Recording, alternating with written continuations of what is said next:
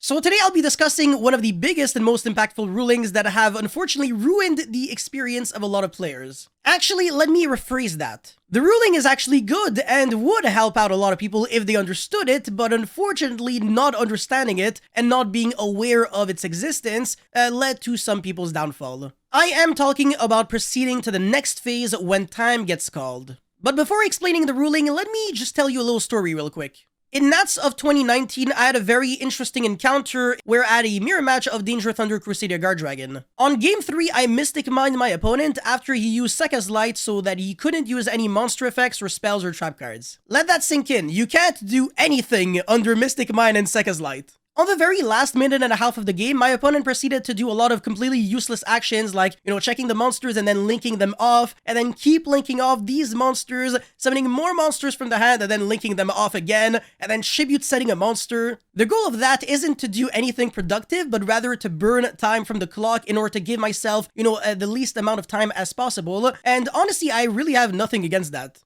So the clock went from around a minute 30 or 2 minutes to approximately 30 seconds when my turn started. So in other words, I think you understand, but because of the fact that this is a game 3, my opponent is trying to turn this match into a draw instead of a loss so that I don't have enough time to burn damage in main phase or battle phase. But fortunately for me, I did have a game plan and I did have a way to deal damage in just 30 seconds with an empty board. I inherently summoned 3 monsters from my hand and then linked them off into Triple Burst Dragon, and I knew for a fact that I could deal damage because my opponent tribute set a monster previously using only 1 tribute, so I knew for a fact that it would have to be a Thunder Dragon monster. Triple Burst has 2400 attack, and the strongest defense of a Thunder Dragon monster is 22 from Thunder Dragon Hawk. So my opponent cannot use monster effects, spells, or traps, and literally cannot do anything to stop me from going into battle phase, and I managed to do all of that and summon the Triple Burst in 20 seconds, and then called battle phase with 10 seconds left in the clock. Little did I know that my opponent would prevent me from going into battle phase by doing things like checking my graveyard and checking my banished and saying, wait, hold on until I'm done checking and then you can go into battle phase. Time gets called and he's like, I was never really done checking everything, so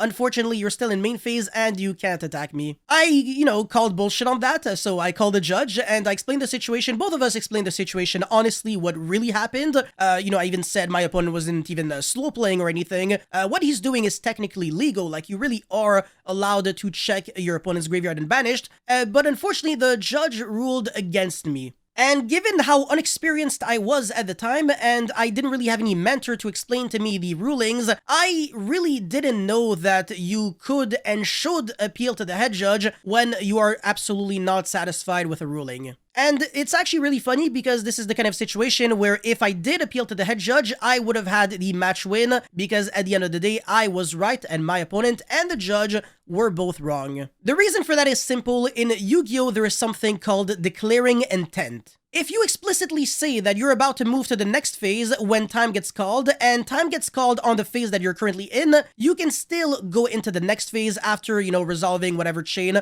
was currently happening. For example, I'm on standby phase, my opponent flips like anti-spell fragrance or something, and then I say main phase, and then my opponent was like, wait, hold on, I still have to resolve something else. I can actually still go into main phase. And then, of course, in main phase, you can take however long you want to, as long as you're not slow playing. This is massive, and if people actually knew and applied this ruling, we would have a lot less, annoying judge calls at the YCSs, for example. Now, with that being said, I have to clarify the fact that this ruling doesn't actually apply to every single situation. If you were on draw phase and then a bunch of cards were resolving and you say main phase, you unfortunately cannot go into main phase even though you declared your intent to change to main phase. The reason for that is because even though, yes, again, you have declared your intent, you are actually trying to skip a phase, which is the standby phase, and even though nothing would mechanically happen during that phase, you still are not legally allowed to skip a phase in Yu-Gi-Oh! Therefore, the boundaries to declaring the intent in Yu-Gi-Oh! Are basically just the common rules of the game.